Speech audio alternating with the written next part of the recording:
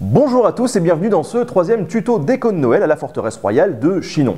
Aujourd'hui on va apprendre à faire des photophores sapins en fil de fer. Alors on va avoir besoin d'un cône en polystyrène pour s'en servir comme patron, de fil de fer bien entendu, mais aussi d'une pince pour manipuler le fil de fer, d'une petite étoile en polystyrène qu'on va aller mettre sur le sapin et enfin d'une bougie qu'on va venir placer en dessous pour faire joli.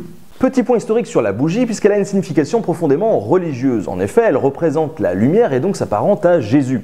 À partir du XVIIe, XVIIIe siècle apparaissent les premiers sapins illuminés. À la base, on utilisait des coquilles de noix remplies d'huile à la surface desquelles flottait une mèche ou alors on nouait directement autour d'une branche une chandelle. Mais ça n'était ni pratique ni très sécurisant.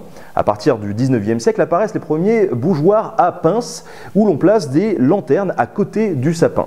Mais il faut bien comprendre qu'à cette époque-là, on décorait le sapin la veille de Noël pour éviter les risques d'incendie, un risque qui va s'atténuer avec l'invention de la guirlande électrique.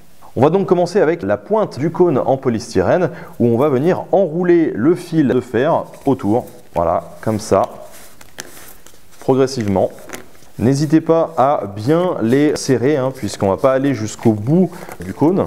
On arrivera à un sapin qui est beaucoup trop grand. Alors après, si vous voulez faire un grand sapin de Noël, faites-vous plaisir, tant que vous avez de la matière. Et de toute façon, plus vous arrivez large en bas du cône, plus ça commencera à être difficile. Une fois que vous êtes satisfait de la taille de votre sapin, il faut couper la base du fil de fer. Il ne reste plus qu'à l'enlever en partant du haut du cône. Et voilà la base du sapin qu'on va devoir retravailler un petit peu. On va courber la fin pour éviter de se blesser et en haut je vais orienter une pointe vers le haut afin de planter la petite étoile qui va venir compléter cette création.